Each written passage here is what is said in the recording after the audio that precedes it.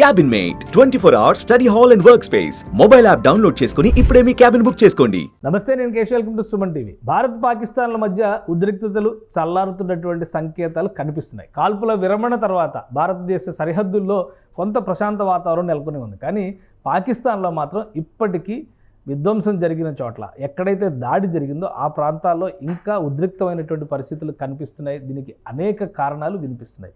నిజంగానే అణు లీకేజీ పాకిస్తాన్ని వణికిస్తుందా? భారత్ ప్రయోగించినటువంటి అస్త్రాలు పాకిస్తాన్ని తేరుకోలేని స్థితిలోకి తీసుకొచ్చాయి. ముఖ్యంగా వాయుసేనకు సంబంధించి 5 వంతుల నష్టం జరిగింది. యుద్ధం అంటూ ఇప్పుడు మళ్ళీ కొనసాగిస్తే పాకిస్తాన్కు వాయుసేనకి సరైనటువంటి వ్యవస్థలు కూడా లేకుండా పోయాయనేటువంటి ప్రచారం జరుగుతుంది. ఇందులో వాస్తవం ఎంత? ఒకసారి విశ్లేషించేటువంటి ప్రయత్నం చేద్దాం. మనతో పాటు మాజీ కల్నల్ శ్యామ్ విజయసింహ గారు ఉన్నారు. ఆయుధాలకు సంబంధించి అలానే యుద్ధం జరిగినటువంటి రీతికి సంబంధించి ఇప్పుడు ఉన్నటువంటి పరిస్థితులపైన రకరకాల స్పెక్యులేషన్స్ వస్తున్నాయి. వాటిపైన ఆయన విశ్లేషణ అందిస్తారు. శ్యామ్ గారు నమస్తే. నమస్కారం సార్, ఏంటి యుద్ధం జరిగింది, విరమణ ప్రకటించేసి కూడా 3 రోజులు అవుతుంది. కానీ పాకిస్తాన్లో మాత్రం ఒక విధమైనటువంటి అలజడి ఉంది. అంతర్జాతీయ మీడియాలో కూడా రకరకాల కథనాలు వస్తున్నాయి. సోషల్ మీడియాలో అయితే ఆధారాలను చూపించేటువంటి ప్రయత్నాలు కూడా జరుగుతున్నాయి. నిజమా అబద్ధమా తేల్చుకోలేని పరిస్థితిలో జనం ఉన్నారు. నిజంగానే ఆ స్థాయిలో దాడి జరిగిందా? పాకిస్తాన్ లోపల మన వాళ్ళు చేసినటువంటి దాడి బీభత్సాన్ని సృష్టించిందా? అవునండి. అంటే మనం ఇప్పుడు ఏ దేశానికైనా దూరంగా వెళ్ళి మనుషులు పంపించకుండా దూరంగా వెళ్ళి దాడి చేసే పద్ధతి మీకు వైమానిక దళంలో ఉంటుంది లేదా క్షిపణుల్లో ఉంటుంది. ఇప్పుడు వైమానిక దళం వాళ్ళ దాన్ని మొత్తం నిర్వీర్యం చేసామంటే వాళ్ళ ఎయిర్ ఫీల్డ్స్ అన్ని నేలమట్టం అయిపోయాయి. అంటే వాళ్ళ రన్వేస్ అన్ని కొలాప్స్ అయిపోయాయి. మీకు అంటే రన్వేస్ అన్నిటి మీద మన మిజైల్స్ తో అటాక్ జరిగింది, డ్రోన్స్ తో అటాక్ జరిగింది. కాబట్టి వాళ్ళు ఎట్టి పరిస్థితుల్లోనూ అక్కడి నుంచి విమానాలని టేక్ ఆఫ్ చేసుకునే పరిస్థితుల్లో లేరు. ఇది మొదటిది. రెండో విషయం, ఇప్పుడు వాళ్ళ దగ్గర స్థలం అనుకోవచ్చు, లేదంటే విస్తీర్ణం వల్ల పాకిస్తాన్ యొక్క దేశ విస్తీర్ణం వల్ల అని అనుకోవచ్చు, వాళ్ళ వైమానిక స్థావరాల పక్కనే వాళ్ళ మిజైల్స్, వాళ్ళ అణ్వాయుధాలు కూడా ఉన్నట్టుగా అనిపిస్తోంది ఇప్పుడు చూస్తూ ఉంటే. ఎందుకంటే ప్రతిరోజు ఏదో కొత్త వార్త వింటున్నాం మనం. ఈ రకంగా ఆలోచిస్తే మన క్షిపణులు చేసిన దాడికి నష్టమైపోయిన వాళ్ళ వాయుదళ స్థావరాలతో పాటు ఒకవేళ కనుక ఇవి కనుక ఉండుంటే వీటికి కూడా ఇబ్బంది కలిగే పరిస్థితి తప్పకుండా ఉండుంటుంది. సో కానీ ఒకటి, ఈ న్యూక్లియర్ వార్ హెడ్స్ అనగానే ఒక రకమైన చాలా సెన్సిటివ్ అంశాలు. అసలు వాటిని ఎలా ప్రిజర్వ్ చేస్తారు? మామూలు ఆయుధాగారం లాగా పెడతానికి అవకాశం ఉంటుందా? ఒకవేళ సర్ఫేస్ మీద భూమి పైన నిర్మించినటువంటి భవనాల్లో కనుక పెడితే ఇలా దాడులు జరిగినప్పుడు ఖచ్చితంగా నష్టం జరగవచ్చు. అండర్ గ్రౌండ్లో పెడతారని ఒక ప్రచారం జరుగుతుంది. టన్నెల్స్ని కూల్చేశారు అంటున్నారు. సో అసలు వాటిని ఎలా స్టోర్ చేస్తారు? భారత్ ముఖ్యంగా ఈ సర్గోదా, కిరాణా హిల్స్ అనేటువంటి ప్లేస్లో జరిగిన బాంబింగ్స్లో ఖచ్చితంగా అక్కడ లీకేజ్ ఉంది అనేటువంటి మాట గట్టిగా చెప్తున్నారు. అంటే ఇప్పుడు అవి ఎట్లా స్టోర్ చేస్తారు అనేది చాలా క్లాసిఫైడ్ మ్యాటర్. అది దాన్ని మనకు కూడా అణ్వాయుధాలు ఉన్నాయి. అది చాలా క్లాసిఫైడ్ మ్యాటర్ కాబట్టి మనం దాన్ని ఎక్కువగా చర్చించుకోవడం మంచిది. రెండు, అవి జనరల్ గా ఎలాగా స్టోర్ చేస్తారంటే ఇప్పుడు అవి అణ్వాయుధాలు కదండి.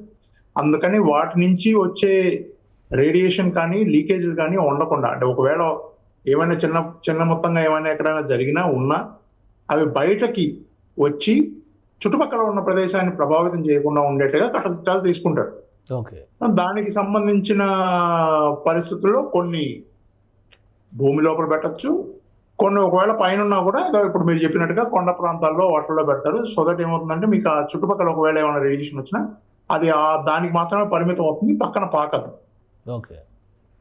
సో ఇప్పుడు మన దాడి జరిపినటువంటి తీవ్రత గురించి మీరు ఏమి విశ్లేషిస్తారు?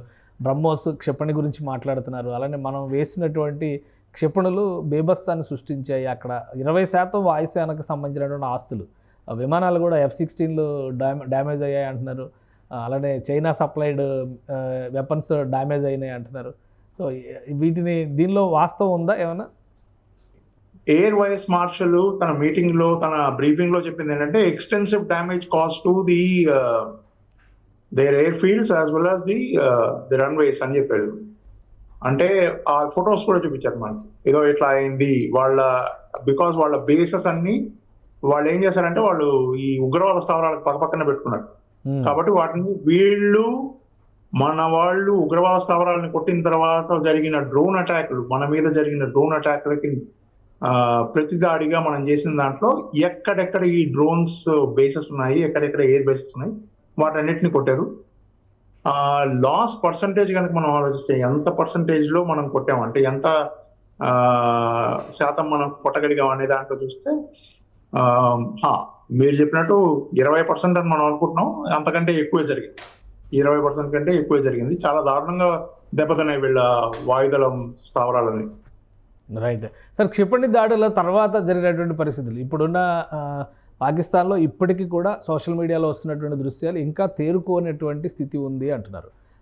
ఆ కండిషన్స్ ఉంటాయా? ఒకరోజు జరిగినా కానీ గతంలో ఇంతకు ముందర జరిగినవన్నీ కూడా బార్డర్లో జరిగినటువంటి అటాక్సే ఎక్కువ ఉండేవి. సో ఇంత లోపలికి చొచ్చుకుని వెళ్ళి క్షిపణులను పంపించి దాడి చేయడము, అక్కడ పాకిస్తాన్ చేస్తున్న వాదన ఏంటంటే సివిలియన్స్ని టార్గెట్ చేశారు అంటున్నారు. సో వస్తున్నటువంటి దృశ్యాలను బట్టి చూస్తే అంతా కూడా మిలిటరీ ఏరియాస్ లేదంటే ఏవైతే ఉగ్రవాద శిక్షణ కేంద్రాలు అంటున్నారో వాటికి సంబంధించినటువంటి రిలేటెడ్ విజువల్స్ బయటకు వస్తున్నాయి. ఒకసారి దాడి జరిగిన తర్వాత తేరుకోవడానికి ఎంత సమయం పట్టొచ్చు? ఇప్పుడు జరుగుతున్నటువంటి అలజడి అంతా ఏ విధంగా మనం అర్థం చేసుకోవాలి?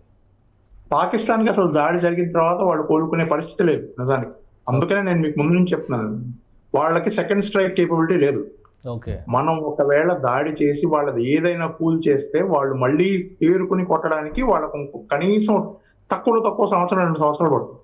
అంత సులభం కాదు. వాళ్ళ దగ్గర లేవు వనరులు, లేవు వాళ్ళ దగ్గర డబ్బులు, లేవు వాళ్ళ దగ్గర పనిచేసే వాళ్ళు లేరు, వాళ్ళ దగ్గర తెలివితేటలు లేవు, వాళ్ళు ఏమి చేయట్లేదు, వాళ్ళు ఏమి చేయలేరు. తిండి తినడానికి వాళ్ళ దగ్గర ఫుడ్ లేదండి, అంటే ఇన్ ద సెన్స్ తిండి లేదు, డబ్బులు లేవు, ఆర్థిక వ్యవస్థ పతనం అయిపోతుంది, ఇప్పుడు నీళ్లు లేవు. కాబట్టి వాళ్ళు పేరుకోవడం అంత సులభం కాదు. మొదటిది, వాళ్ళు ఉన్న డబ్బులు ప్రజలకు పెట్టాలి కదా, వాళ్ళు తినడానికి వాటికి కనీస అవసరాల కోసం వెచ్చించాలి కదా. వాళ్ళు ఇప్పుడు ఆర్మీ కోసం మొత్తం పెట్టేస్తే ఇంక వాళ్ళు ఎలా బతుకుతారు? కాబట్టి వాళ్ళు చేరుకోవడం అంటే ఆర్మీ వనరులను మళ్ళీ సమకూర్చుకోవడం అంత సులభంగా కుదరదు. అది ఒకటి. 2, వాళ్ళు సివిలియన్ ప్రదేశాలని మనం కొట్టామని చెప్పడానికి చెప్తున్నారు అని అనుకున్నాం కదా, వాళ్ళు అలాగే చెప్తారు కదండి. ఇప్పుడు వాళ్ళ దాంట్లో సివిలియన్, ఆర్మీ, టెర్రరిస్టు, ఉగ్రవాది వీళ్ళంతా వేరు కాదు, వాళ్ళంతా ఒకటే. కాబట్టి ఇప్పుడు మన దేశంలో ప్రతి పరివారం నుంచి మనం, పర్టికులర్లీ నార్త్ ఇండియాలో కనుక మీరు చూస్తే ప్రతి పరివారం నుంచి ఒకళ్ళో ఇద్దరు భారత సైన్యంలో ఉంటారు. అట్లా వాళ్ళ పరివారాలలోంచి ఒకళ్ళో ఇద్దరు తప్పకుండా ఉగ్రవాదులు ఉంటారు. కాబట్టి మనం వీళ్ళకి ఏం లేదు, వాళ్ళ ఉగ్రవాద స్థావరాలు వాళ్ళ ఇళ్ళు అనుకుంటే మనం ఏం చేస్తాం, అది మన తప్పు కాదు కదా, మనం కొట్టింది ఉగ్రవాద స్థావరాలే. ఓకే, సో ఇప్పుడు మన క్షిపణి వ్యవస్థకు సంబంధించి ప్రపంచంలో అమెరికా, చైనా, ఫ్రాన్స్ లాంటి దేశాలు కూడా ఒక స్టన్నింగ్ పర్ఫార్మెన్స్ ఇచ్చినటువంటి మేడ్ ఇన్ ఇండియా ప్రోడక్ట్స్ ఉన్నాయని చెప్పి అంటున్నారు.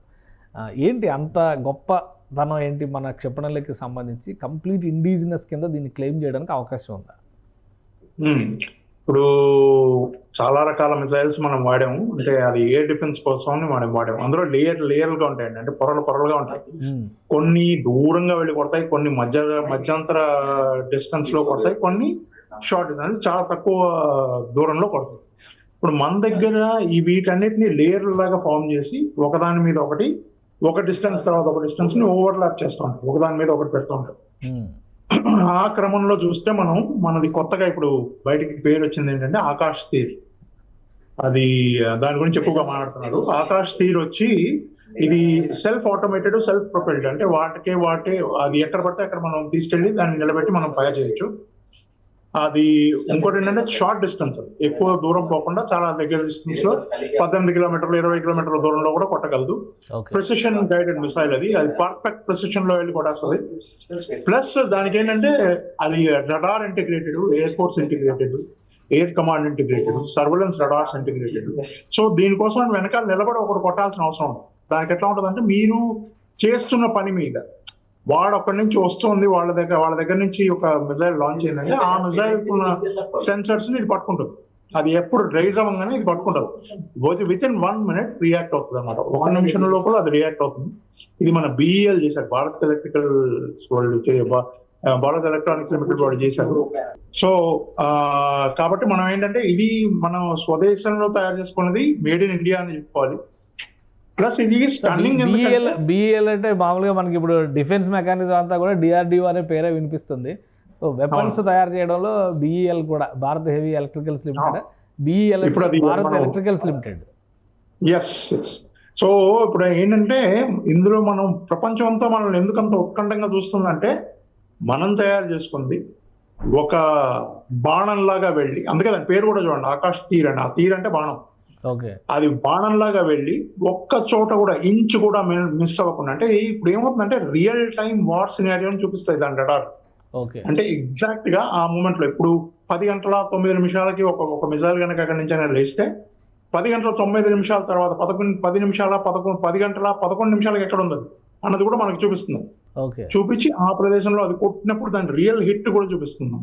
ఓకే. కాబట్టి ఆ లెవెల్లో మనం ఇంటిగ్రేట్ చేయడం, దానికి మనం హ్యూమన్ సూపర్విజన్ అవసరం లేదు, మనిషి అవసరం లేదు. దానికి ఆటోమేటిక్ గా అదే సెన్సర్ గైడెడ్, అది ఊరికే దాన్ని యాక్టివేట్ చేస్తే చాలు, అదే సెన్సర్ గైడెడ్ అన్ని అదే తీసుకుని అదే చేస్తుంది. కాబట్టి ఇది ఒక గొప్ప పరికరం మనకి, ఒక గొప్ప సిస్టమ్ మనకి. అది మన దేశంలో మనం తయారు చేసుకుని ఆత్మనిర్భరంగా ఉండే, మనం ఆత్మనిర్భరని ఏదో మాట్లాడుతున్నాం అది అట్లా చేసుకుని వేరే దేశాల మీద ఆధారపడకుండా మనం చేస్తున్న గొప్ప పరికరం అని చెప్పుకోవాలి. సో ఇది ఫస్ట్ టైం ఏఐని ఉపయోగించారు. ఇందులో ఏఐ ట్రాకింగ్ సిస్టమ్స్ ఉండడం వల్లనే ఈజీగా ప్రత్యర్థి లక్ష్యాన్ని ఏదైతే పంపిస్తారో క్షిపణిని ధ్వంసం చేయాల్సినటువంటి లక్ష్యాన్ని ట్రాక్ చేయగలుగుతుంది అంటారు. నిజమేనా? అవునండి. సో ఇందులో ఆ తాలూకు లక్షణాలన్నీ దాంట్లో కలిపారు కాబట్టి మనం ఎక్కువగా దాంట్లో డీటెయిల్లో పోకూడదు, ఎందుకంటే దాంట్లో ఈ స్పెసిఫికేషన్స్ కొన్ని కొంచెం సీక్రెట్ గా ఉంచడం బెటర్. కానీ వీటన్నిటిని కలగలుపుగా చేశారు కాబట్టి దానివల్ల ఏమవుతుందంటే దీని యూసేజ్ అంటే దీని వాడకం చాలా సులువు అయిపోతుంది, ఫ్లెక్సిబుల్ గా ఉంటుందంట. మనం ఇప్పుడు ప్రతి నిమిషం దాన్ని మానిటర్ చేస్తా అది ఎక్కడ దాకా వచ్చింది, ఎక్కడ దాకా ఇది వెళ్తుంది, కొడుతుందో కొట్టదో, తక్కువ పక్క జరుగుతుందేమో, వేరే దాని మీద పడుతుందేమో, ఇట్లాంటి బాధలేమీ లేకుండా ఫ్లెక్సిబుల్ యూసేజ్. మీరు ఊరికే దాన్ని యాక్టివేట్ చేసి దాన్ని వదిలేస్తే చాలా అదే చూసుకుంటుంది. సెల్ఫ్ గైడెడ్ మిసైల్ అనుకోవాలి. కరెక్ట్. మీరు అనుకున్న పరిణామం మీకు ఇస్తుంది అనమాట. అది రైట్. సార్, ఈసారి ఈ యుద్ధంలో ఎక్కువ డిస్కషన్ జరిగింది ఆకాశ్ తీర్ గురించి. ఇంకోటి BrahMos S-400. BrahMos India Russia joint venture. ఇప్పుడు S-400కి అప్గ్రేడెడ్ వర్షన్ S-500 కూడా జాయింట్ వెంచర్లో చేద్దామని రష్యా ఆఫర్ చేసింది అంటున్నారు. సో ఇది భారతదేశానికి ఏ విధంగా ప్రయోజనం అయ్యే అవకాశం ఉంది? S-400 దాని హిట్ ప్రాబబిలిటీ చాలా ఎక్కువ అని మనం విన్నాం. అది ఎప్పుడు మిస్ కాదు ఆ మిసైల్. ఇప్పుడు దాంట్లో ఆ ఎర్రర్ ప్రాబబిలిటీ కొంచెం శాతం మాత్రం ఉంది. ఆ కొంచెం శాతాన్ని కూడా వీళ్ళు తగ్గించడానికి, ప్లస్ దాని రేంజ్ పెంచడానికి, అంటే ఎంత దూరం అది కొట్టగలదు, ఎంత తక్కువ కావాలంటే మనం అడ్జస్టబుల్ రేంజెస్ ఏమైనా ఉన్నాయా, ఫ్లెక్సిబుల్ గా దాన్ని వాడచ్చా, ఏ రకంగా దాన్ని వాడచ్చు అన్న దాని మీద అప్గ్రేడేషన్ ఉంటుందని అనుకుంటున్నాను. సో ఒకవేళ ఆ జాయింట్ వెంచర్ వస్తే తర్వాత ఇవి ఇప్పుడు జరిగినటువంటి రిజల్ట్స్ ఇవన్నీ చూసినాక, ముఖ్యంగా వెపన్స్ అంటే వరల్డ్లో అతిపెద్ద వ్యాపారం చేసేటువంటి దేశాలు చైనా, అమెరికా, రష్యా, ఇవి ఎక్కువ, ఇజ్రాయెల్, ఇలా కనిపిస్తుంది. ఇప్పుడు భారతదేశం కూడా ఈ ఆధునిక ఆయుధాలని ప్రపంచ దేశాలకి సప్లై చేసేటువంటి ఒక వెండర్గా మారే అవకాశం ఉంటుందా ఈ success rate, indigenous success rate తర్వాత? తప్పకుండా ఉంటుందండి. మన దగ్గర తెలివితేటలు ఉన్నాయి. This is the first time మనము దాన్ని బయటికి చూపిస్తున్నాం. మన దగ్గర ఎంత తెలివితేటలు ఉన్నాయి, మన దగ్గర ఎంతమంది ఉన్నారు చేసేవాళ్ళు, ఇన్ని రకాలుగా మనం చేయొచ్చు అని. ప్లస్ మన దాంట్లో ఏంటంటే ఇప్పుడు అన్ని రకాల భూభాగాలు మన భారతదేశంలో ఉన్నాయి. అందుకనే దీన్ని సబ్ కాంటినెంట్ అంటారు. అంటే ఇక్కడ పర్వతాలు ఉన్నాయి, ప్లేన్స్ ఉన్నాయి, అన్ని రకాలుగా కనిపిస్తాయి. మీకు అడవులు ఉంటాయి, ఎడారులు ఉంటాయి, అన్ని ఉంటాయి. ఒక్కొక్క ఆయుధం ఒక్కొక్క వాతావరణంలో ఒక్కొక్క రకంగా పనిచేస్తుంది. ఓకే. ఇప్పుడు ఆ పని చేయడాన్ని మీరు తెలివిగా వాడి దాన్ని మీరు సవ్యంగా ఉపయోగించుకోగలిగిన క్షమత ఉన్నవాడే ఆయుధాన్ని సవ్యంగా వాడగలడు. ఆ క్షమత మన సైనికుల్లో ఉందని మనం చూసాం. ఇప్పుడు ఆ అన్ని రకాల వాతావరణాలకి సరితూగగలిగే ఆయుధాలు మనకు కావాలి కాబట్టి దానికోసం మనం పరిశ్రమించి అట్లాంటి ఆయుధాలు తయారు చేస్తాం. ఇట్లాంటి ఆయుధాలు మనం తయారు చేస్తున్నాం అంటే ఇట్లాంటి ఆయుధాలు ఎవరు చేయలేదు ఇంతవరకు, ఎవరు దాని గురించి ఆలోచించలేదు.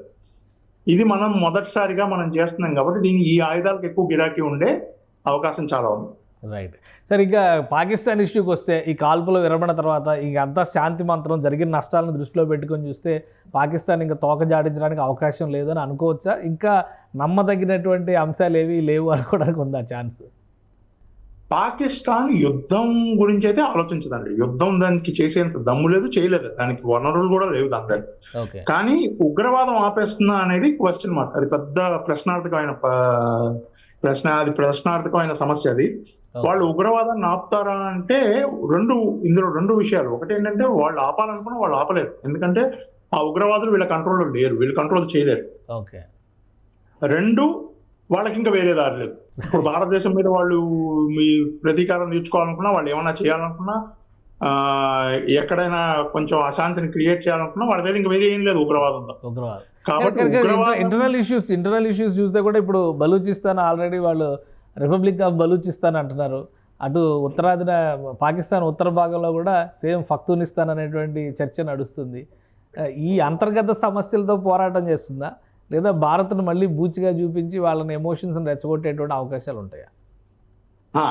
ఇక్కడ చాలా ఇంట్రెస్టింగ్ థింగ్ ఏంటంటే, ఇప్పుడు వాళ్ళ అంతర్గత సమస్యల వల్ల వాళ్ళు విడిపోతారు. నాకు తెలిసి బలూచిస్తాన్ ఇంకో సంవత్సరం లోపల బలూచిస్తాను విడిపోతుంది, పాకిస్తాన్ ఒక 2-3 ముక్కలు అవుతుందని మేము చాలా గట్టిగా అనుకుంటున్నాను. ఇప్పుడు అట్లా విడిపోవడం, వాళ్ళే విడిపోవడం మనకు మంచిది. కానీ అట్లా విడిపోకుండా వాళ్ళు ప్రయత్నాలు చేస్తున్నారు, అది కూడా మనం చూస్తున్నాం. ఈ సమయంలో వాళ్ళు ప్రత్యక్షంగా యుద్ధం చేయలేరు కాబట్టి ఉగ్రవాదాన్ని వాళ్ళు ప్రోత్సహిస్తారు. వాళ్ళు ఏం చేస్తారంటే, వాళ్ళు అక్కడ ఉన్న వాళ్ళని కొంతమందిని ఇక్కడికి పంపించాలి, లేదంటే ఏదో ఒక చిన్న చిత్తగా ఇన్సిడెంట్ అప్పుడొకటి ఇప్పుడొకటి అట్లాంటి విషయాలు చేయడాలు, ఇట్లాంటివి చేయడానికి ప్రయత్నిస్తారు. కానీ భారత్ బలూచిస్తాన్ ఫ్రెండ్షిప్ అని చెప్పని చాలా ఓపెన్గా ఆఫర్ చేస్తున్నారు వాళ్ళు. మేము నరేంద్ర మోడీ గారు మాకు వెపన్స్ ఇవ్వండి, మీరు యుద్ధం చేయాల్సిన అవసరం లేదు, పాకిస్తాన్ సంగతి మేమే తెలుస్తాం అంటున్నారు. సో ఇది ఉపయోగించుకోవడానికి అవకాశం లేదా భారతదేశానికి?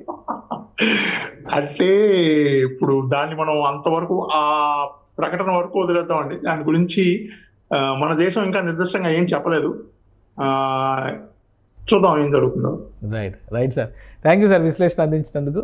ఇది భారతదేశం పాకిస్తాన్ మధ్య నెలకొన్నటువంటి ఉద్రిక్తతలు చాలా వరకు చల్లారిపోయాయి. అలానే పాకిస్తాన్ ఇప్పుడు ఉన్నటువంటి పరిస్థితుల్లో మరోసారి యుద్ధం చేసే స్థితి ఎట్టి పరిస్థితుల్లో లేదని కల్నల్ విజయసింహ గారు విశ్లేషిస్తున్నారు. ఇక అంతర్గత సమస్యల్లో పాకిస్తాన్ కొట్టుమిట్టాడుతుంది. ఒక సంవత్సరం లోపు 3 ముక్కలైనా ఆశ్చర్యపోవాల్సినటువంటి అవసరం లేదని ఆయన అంటున్నారు. ఇది special discussion. Keep watching. Suman టీవీలో మీ పర్సనల్ అండ్ బిజినెస్ ప్రమోషన్స్ కోసం కింది నెంబర్కి కాంటాక్ట్ చేయండి.